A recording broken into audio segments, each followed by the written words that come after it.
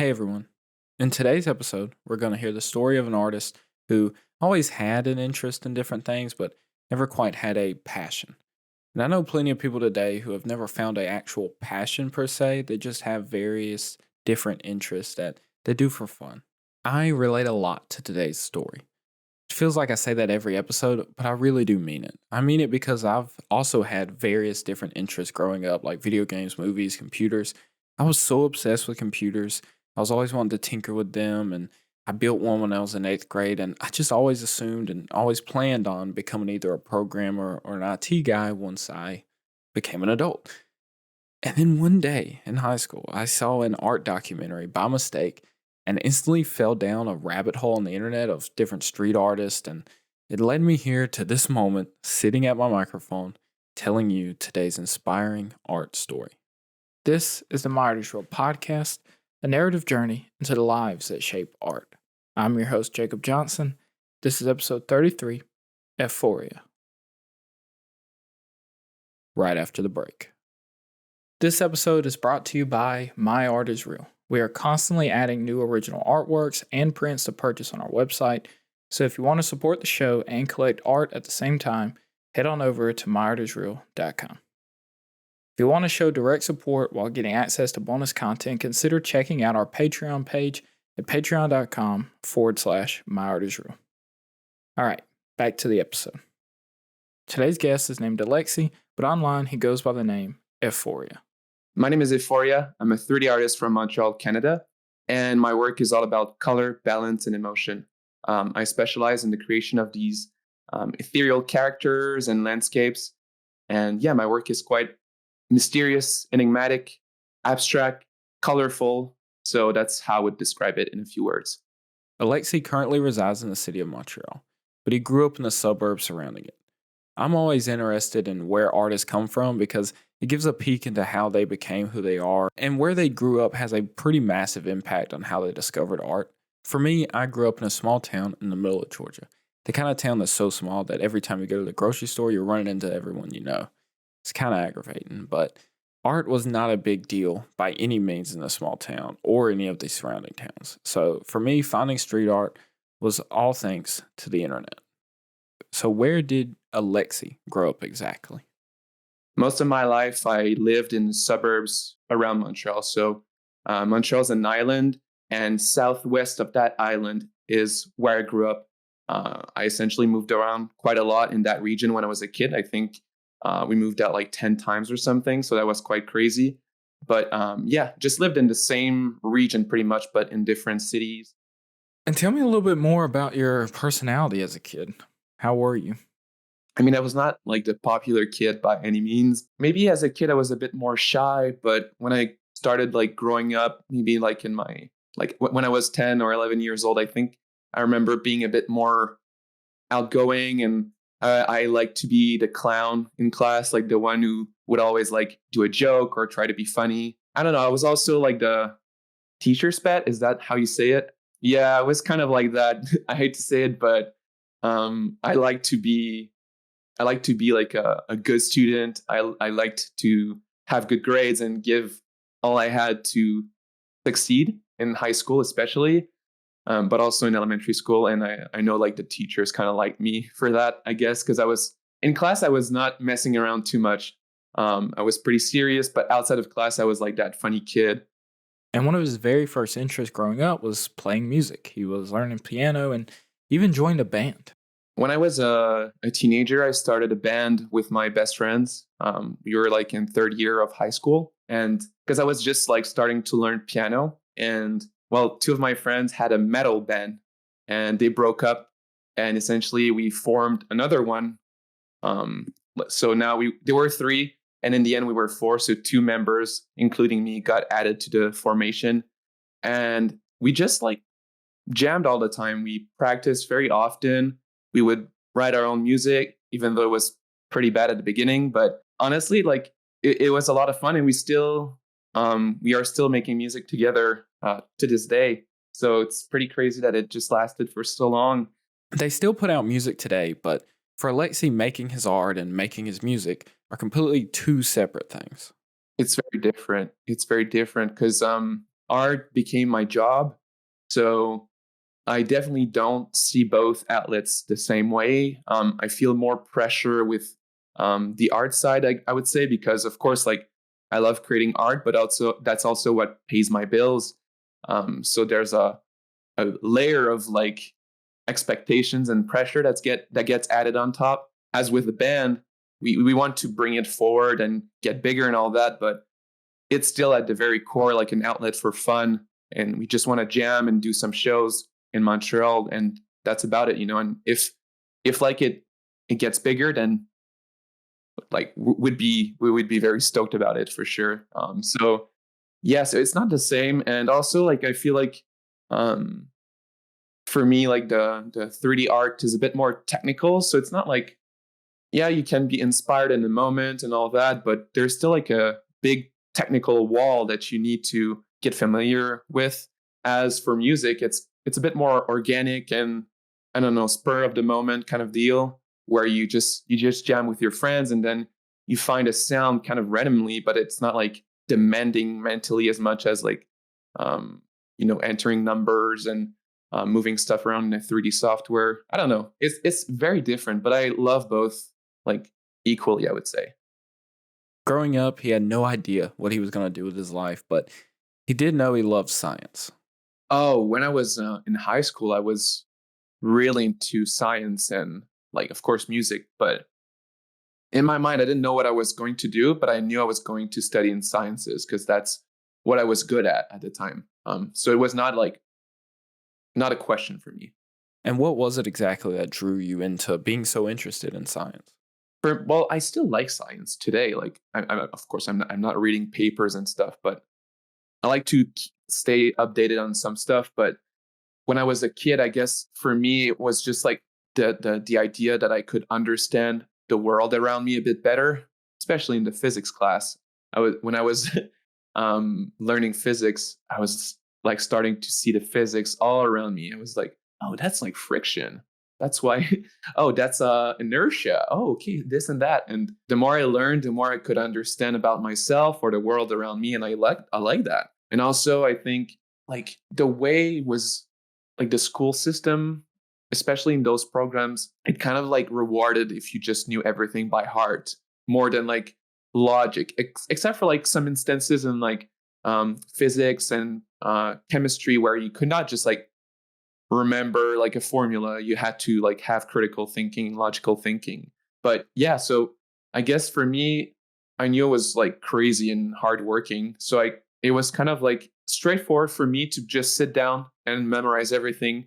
And I knew everything very well. It was kind of like I didn't ask myself any questions. It was like straightforward for me. And I like to learn about it because as I said, I could better understand the world around me. I don't know, but it was not like was not like a passion. It was more like I think I was good at it and I loved learning about it, but it didn't like fulfill me really, you know? Like not nearly as much as what art brought into my life, that's for sure. But not long after that, Alexy got tired of science and needed something more solid for his future career path. I had good grades in Cégep and I could have like tried any program I wanted in university. And I'm not trying to flex here. I work absurdly hard to get there. Some of my friends were working hard, but like it was kind of like easy for them. But I remember like being very, very anxious and stressed during that time because I felt like a lot of pressure was on me. I wanted to succeed and have the best grades and all that.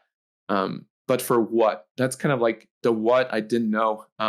And so like, oh, okay, I could have tried like applying to for medicine, like to med school, but I don't want to be a doctor. That's not what I want to do. Um, I don't want to be a biologist because I don't know. I like biology, but I don't see myself doing that every day. And then I thought that like engineering was kind of like the way to go because I felt like I was a bit more attracted towards like the creative part of it. Being an engineer is like being good at problem solving, finding solutions, inventing ideas, optimizing stuff. And so it was appealing for me. And that's pretty much it. Like I didn't know what I wanted to do with it. I think I had like a slight interest for a few months. I was like, oh, I'm gonna go in engineering, do electric engineering, and I want to work like at a company like Korg or Roland and like work on synthesizers and learn about circuits and all that. So I guess that's the only time I had maybe a glimpse of what I could have done, but still, like I was not that passionate about it, and it was more like an excuse for myself to be like, oh, okay, I think I would do that. I would be happy doing that.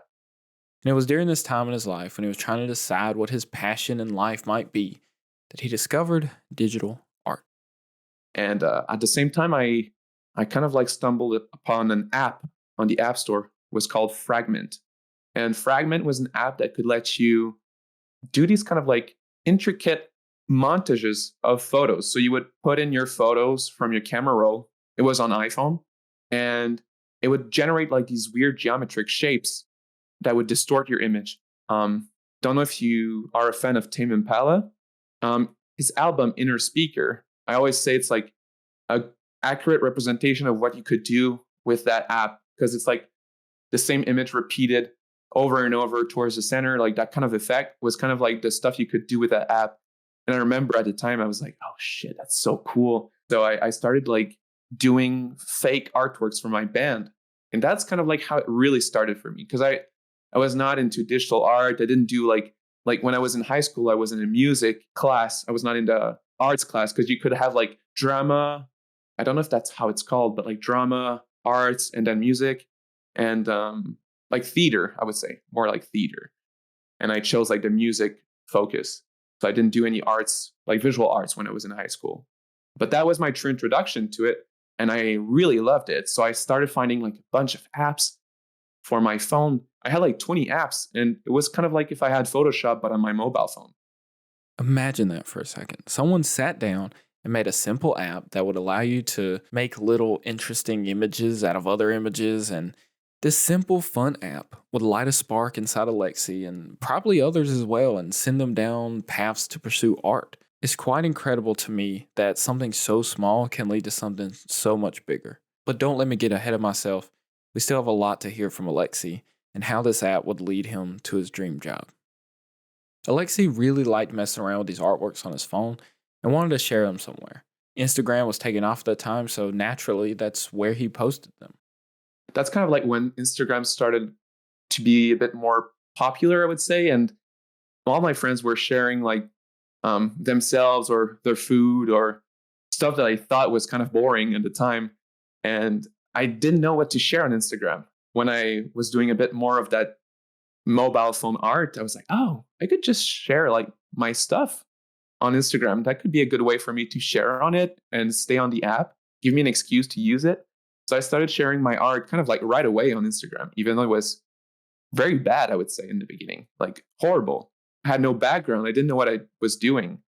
But I found that other people were doing it. So I was like, oh, there's a community around this. And I started following a bunch of artists who were doing the same thing. And it really hooked me. Like I was hooked because first I liked doing those artworks, but then knowing that there was some people who would be interested by it and some people who were doing it also. And like pages featuring artists like that. I was just mind blown. This spark with this app would then lead him down a rabbit hole of learning Photoshop and 3D renders and all the art that he's known for today. So I started doing more art, and eventually I downloaded Photoshop, and that's when I like got more serious about it. And yeah, eventually in 2017 I picked up 3D, and that's where it really started for me. I was like, for a whole summer I shared like almost every week, or even more than that, like every few days, and I was working like crazy, and that's where it kind of like kicked off for me. Now he was finally starting to feel it, a deep passion. He couldn't wait to work on a new piece of art and put it out into the world. It was actually really fun, and he just couldn't stop doing it. It was kind of funny because while I was discovering this world of art, I was still in Cégep doing sciences, and I was done with my degree and I didn't know what to do. And I was like, well, I guess I'm kind of like creative, so maybe I should try engineering. I did a semester in engineering, and I finished it. I finished that first semester, but then I just left because I was like, that's not for me. That's not what I want to do. And on the side, my aeforia project was getting a bit more serious, and I was like, oh, that's what I love doing. Like sitting down, creating art. So he went for the, go to artistic, but also get a job degree of graphic design. So took like a half a year off and worked my ass off to build a portfolio out of nothing because I had no clients, no experience. I invented projects for myself. I made a pasta box for an imaginary brand to build a portfolio. And I applied to a graphic design program in Montreal. And lucky for me, I got accepted. So that really validated me and my pursuit, because I remember, and I'm kind of like going on a tangent here, but I remember feeling quite stressed about not abandoning, but like kind of like leaving behind my engineering studies, because that's kind of like a safe path. It was kind of a safe path. I was good at school. I was hardworking. That was my secret. I worked twice as hard as anybody else when I was in school, and I know I could have done it, but I didn't love it. So what was the point? Made my parents proud. My parents were proud nonetheless, and I know my dad was like telling me, "Oh well, okay, so you want to do this art thing, graphic design thing, whatever. Well, if you do it, you have to be the best at it." And I was like, "Okay, that's a lot of pressure, Dad, but I'll try my best." And I don't know. Looking back, I'm glad I did it, even though the odds were against me because I had no experience, and my art was frankly very bad at the beginning. So I didn't have a lot going for me. But I'm glad I did, and I kept working hard on it. And that's kind of like how it all happened. It's a long story, but I think it's worth sharing because a lot of people were or are in the same situation where they're doing a thing that considers safe and like the way to go, but on the side they have this other thing that they're really passionate about, but they're worried to like go all in or to put more time into it because they don't know where it's going to take them. Is it going to be a waste of time? Is it going to go anywhere? I think it's always good to like trust yourself if you have that good feeling and at least try it out. And if it doesn't work, like you can always take a step back and try something else. While his art wasn't the best, he did have a great work ethic. So he wasn't going to let anything stand in his way. He took his portfolio down to the school to have one of the teachers give him some feedback, and he got some pretty good advice. Because like I didn't know what to do. I didn't know what a portfolio looked like. I had absolutely no clue. And I remember I started doing like a first draft, and the university I was applying for did like this I don't know what is it in English? Is it like open doors or something like that? Like you could just go and meet some teachers and ask questions and learn about the program essentially. And so I just went, took the bus, just went there, and I arrived there with my portfolio. I felt scared as shit. Like I felt like so impressed by seeing like so many people who were probably like 5,000 times better than me. I remember going to the teacher who was like reviewing portfolios, and I showed mine to him, and I think he saw that like it was kind of crap, but he was kind of like nice about it. He was like, "What's your background?" And I told him my whole story, and he was like, "Oh, that's very impressive. Like for a first portfolio, if you don't know what you're doing, that's okay. Like that's not good, but it's okay. So do this and that and this and that, and come back in a few months when we do another one of these, and come back and see me, and we'll talk again." And so I left and I worked on my portfolio. So I had a bit of like I had pointers of where I should focus and what I should do to make a good portfolio. He took all these pointers and got to work improving his portfolio as best he could, then headed back up to the school to see what the teacher had to say now. And well, this time he wasn't so nice. Came back with something, and then he wrecked me. He was like, "Oh, like, do you even have a grid for your portfolio? Like, you have no grid. Everything's like just like everywhere. The information is like in some place on one page, and then on the other page it's somewhere else. That is kind of kitsch. Like, that's not really good. Like, oh, you should not put that in." And then he was very critical, and that like kind of destroyed me. I was like, it was the total opposite of the first time. The first time I felt I got out of there with like so much confidence, and hope. And then getting out of that second session, I was like destroyed. But he gave actual feedback. Like I had to listen to it, and I wanted to prove him wrong. So I went back home, worked a few months more on my portfolio, and I think what I got in the end was pretty decent. Not like the best looking, pretty like straightforward, not amazing, but not bad. It was just a decent portfolio, and I think it really improved from the first version. Like it was light years ahead, and so um, I'm thankful for that teacher. Never got to talk to him really again after. I would have loved to tell him about it, that story, but that's okay.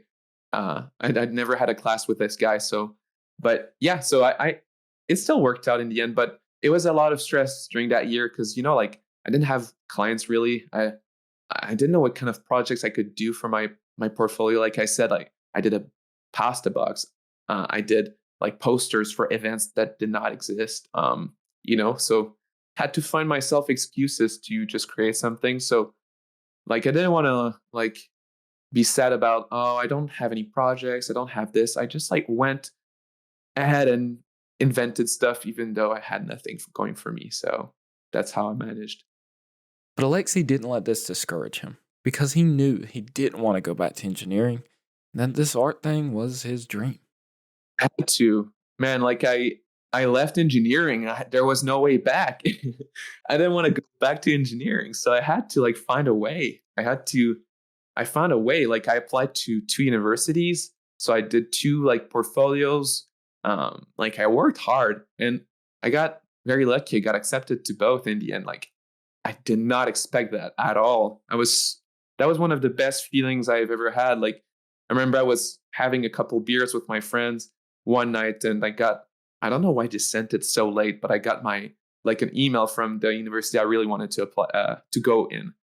Like the other one, I would have wanted to go there, but it was not as suited for what I wanted to do. So I wanted to go to the other one, and it was like midnight or something. I was a little bit tipsy, drinking beers with my best friends, and I got this email and it said I was accepted. I was like floored, man. One of the best moments so far in my journey because of what it meant. Felt so validating, and it was like kind of like a pat on the back saying like, oh, you're doing the right thing, like you're on the right path. And so I'll never forget that moment.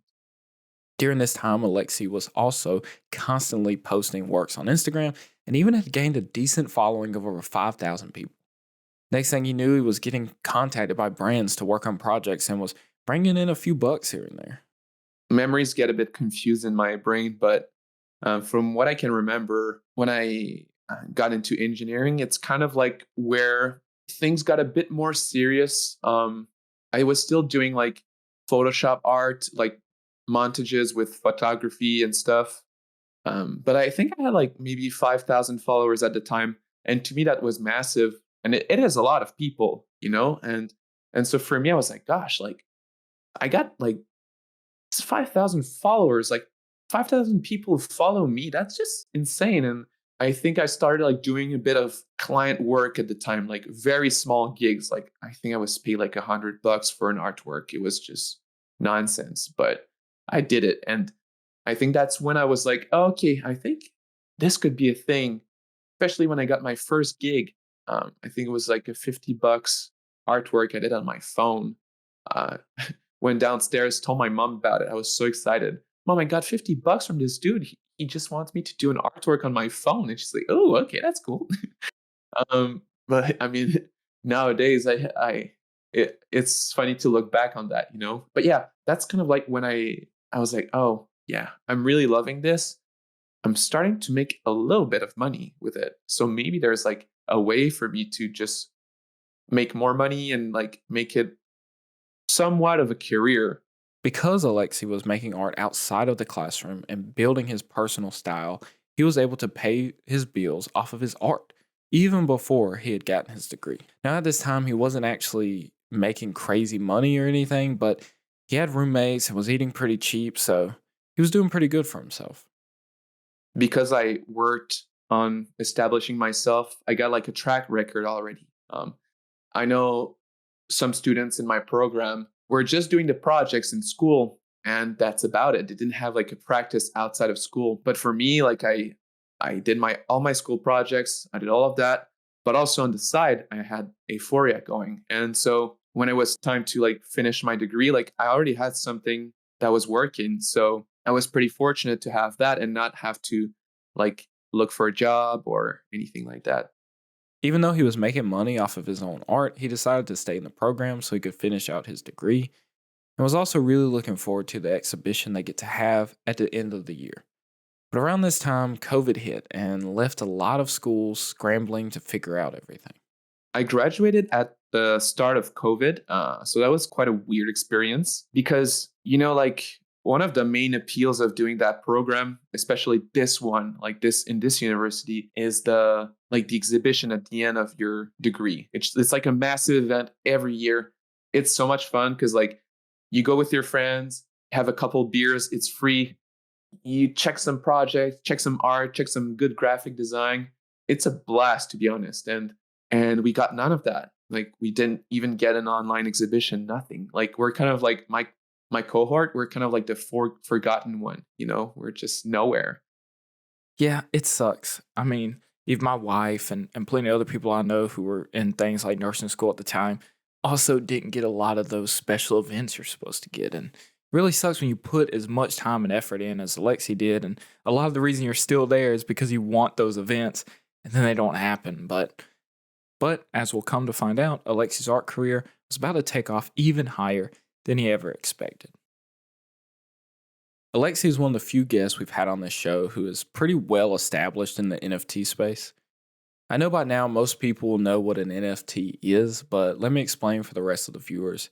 In the most basic sense, an NFT is a contract built on a crypto blockchain that says this specific crypto wallet holder owns this specific artwork in this contract. So it became a way for digital artists like Alexi to have a sort of original or a one of one artwork for sale for the very first time.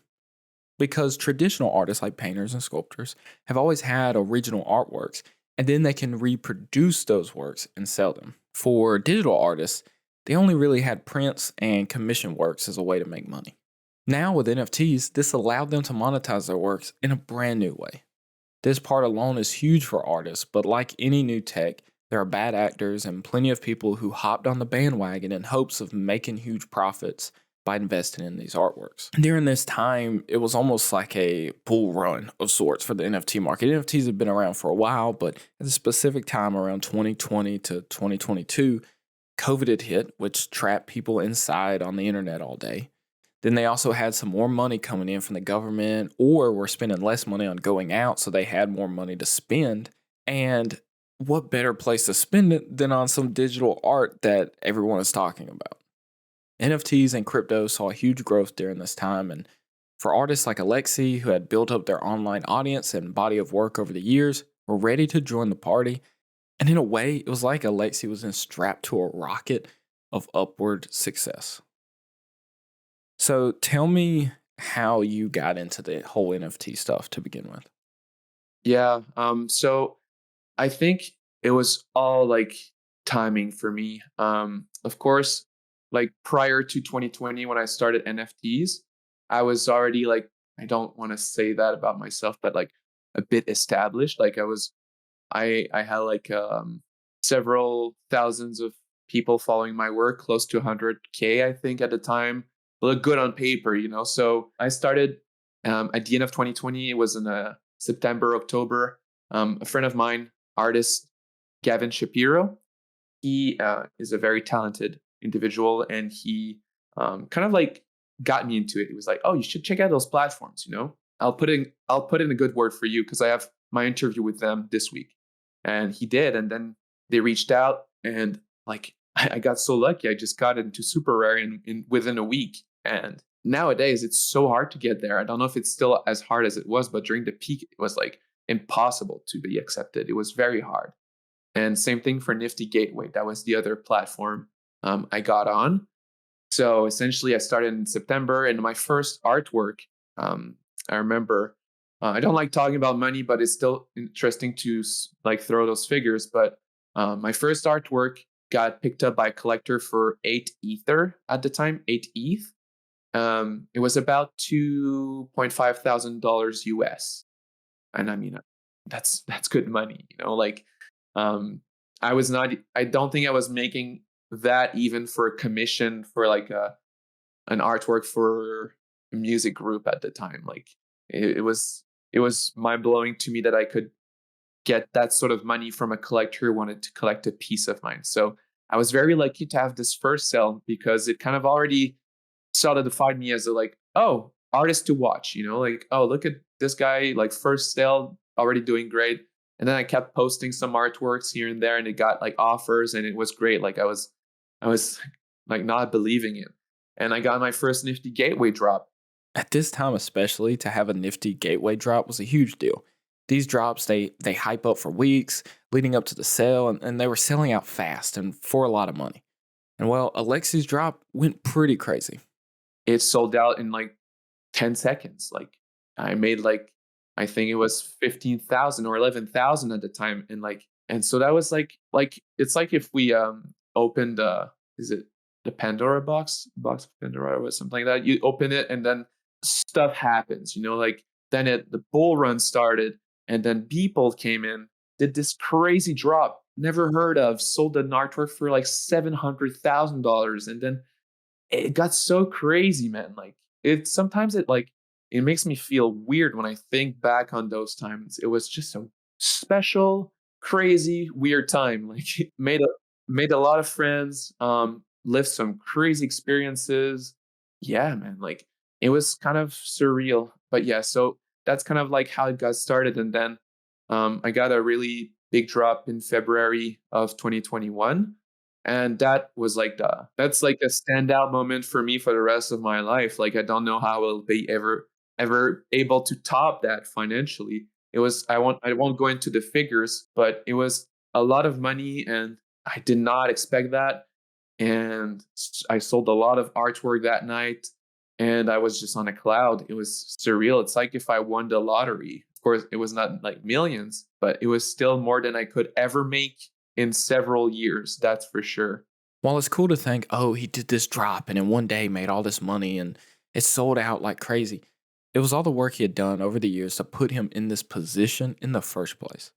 This drop was around 2021, and Alexy had been making and sharing art since 2014. So it took him about 7 years of constantly working on his craft and building up his brand. And then that doesn't even take into account the amount of hours it took him to create the artworks for the drop because Alexy's works are very intricate 3D renders and they're not easy to make. So while he had been building up to something like this for a long time and putting in hard work, it was still partially due to great luck and good timing. So within one night, Alexy went from being what you would call a starving artist, living as cheap as he could and hoping he could make enough money each year to keep doing what he loved, to then making enough money that he wouldn't have to worry for a few years as long as he didn't blow it all. Which he was smart and he definitely didn't.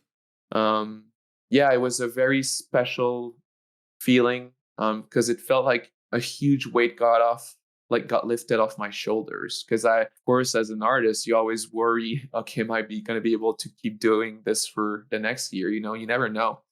And so that was like, okay, if I put this like in an investment account now, like I'm good for a couple of years. That's like my backup if like everything goes to crap.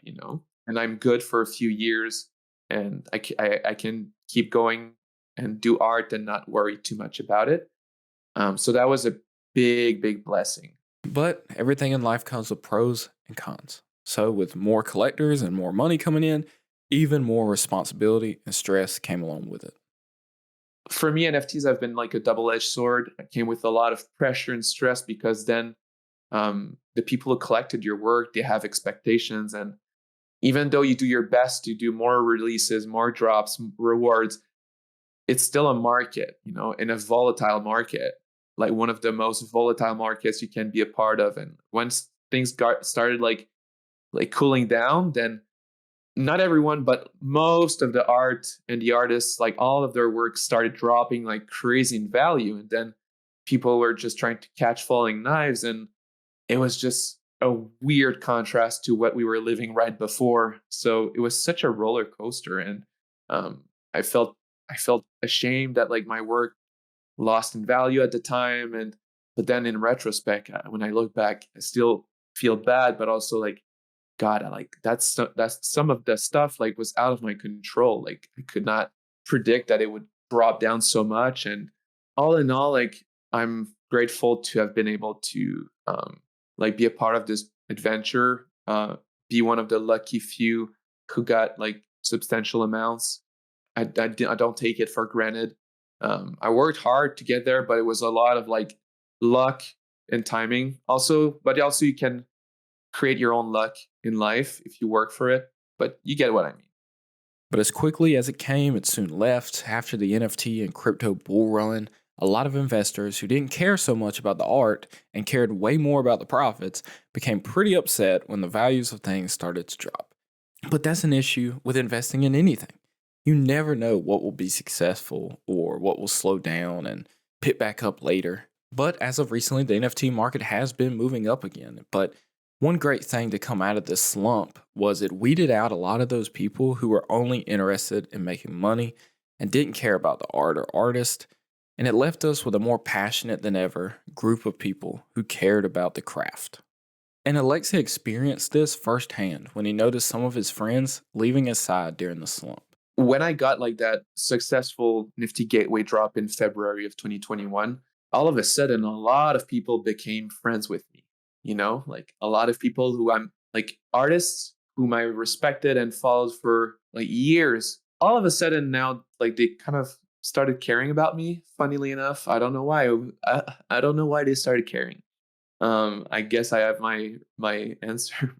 But I was ecstatic. I was like, oh my God, like the person's talking to me. And like all of a sudden I got like these people in my circle. My circle was expanding in the world of NFTs. And I mean, things like the markets suddenly started to crash. And like, of course, like not everyone managed to stay afloat or on top of things.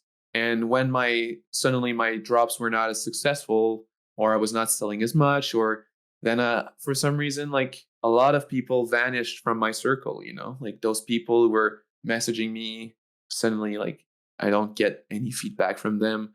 When I was making a sale, oh, you could be sure that there was like dozens of people saying congrats. But nowadays, if I post an artwork, like none of them are supporting or giving feedback on my work. The real ones stayed though, and I know the real ones, and I'm so grateful for the people who keep supporting me time after time, no matter what. So I'm really grateful for those people. It's a bit hard sometimes to look back, but also like at the end of the day, the real friends I had before this period are the same after this period. Like the real ones, the people that cared, they're still there, and like I'm so grateful for it. Every market is just like life. It's full of ups and downs, and you have to be ready for it all, as best you can be at least. It took a couple of tries and a lot of classes for Alexi to find his passion, but he'd finally done it. I mean, this year was not like the easiest, I think, for a lot of people. For me, I had many wonderful projects, but for a couple months during the year, I didn't have anything coming my way, so it was a bit harder to deal with. But when that happens, of course, I'm like, that's unfortunate. But I take those downtimes to I just take time for myself, and if I have a month where I am not booked or anything, I just spend it on creating a new artwork, and I do all I can to make it the best piece I've ever made. I guess like at the end of the day, like I just love doing art. That's my escape. That's I can't spend like 2 weeks without making art. Like I turn crazy because I just feel the need to go back to my computer and create something. So despite the highs and despite the lows, like I'm still doing it. And I think for me, it's just a wake up call to be like, okay, you had this going for you. It didn't last for long. Maybe like it's going to come back eventually at a like smaller degree, like smaller scale, and it will be cool and all. But I got to diversify what I do. And that's what I'm working on right now. And I worked on during the year, and I will try to work on next year. I want to try to explore different mediums and fields.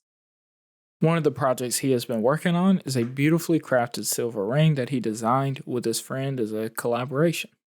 Is this year I did a collaboration with a friend of mine. His name is Jeremy, and we released a ring together. So essentially, he came to my place. I was sculpting on the computer, and we were bouncing ideas off one another, and we came up with this design. And he has experience with jewelry because he makes a ton of those. So essentially, we found a way. Well, he found a way. Credits to him.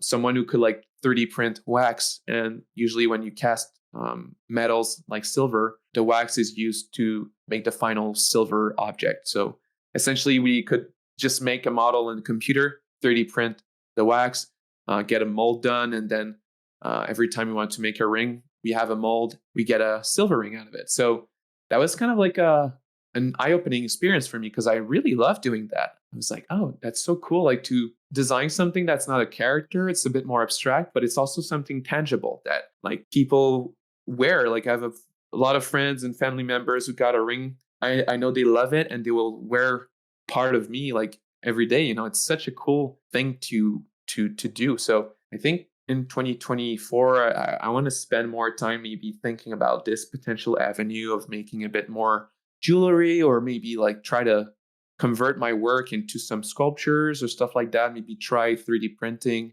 I don't know, like just get out of the computer for a bit every now and then, I would say, and explore different avenues. And yeah, keep doing my client work whenever I have projects coming my way, and yeah, just do my best to still make a living out of it.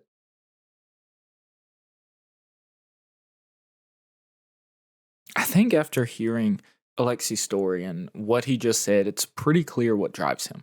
It's not to be popular, it's not to be rich, it's purely for the love of making art. Art is his passion, and not only was he lucky enough to discover that passion, he had even more lucky when he was able to make a substantial living from it. And because of the NFT success, Alexy can dedicate even more time to just making works and projects that he feels passionate about, which allows us, the viewer, to have even more incredible art to enjoy. I hope you find your passion, and I hope that you can stick to it because you never know what might be waiting for you around the corner if you just keep following that love and that passion. Thank you for listening to another episode of the Myartisreal podcast. This was the first episode of the year, and I'm so glad it got to be with Aeforia. Remember, if you enjoyed this episode at all, please leave us a rating or review wherever you get the podcast, and tell as many people as you can about this show. I couldn't do this show without you. It means the world to me. Thank you so much for listening, and I will see you in the next episode.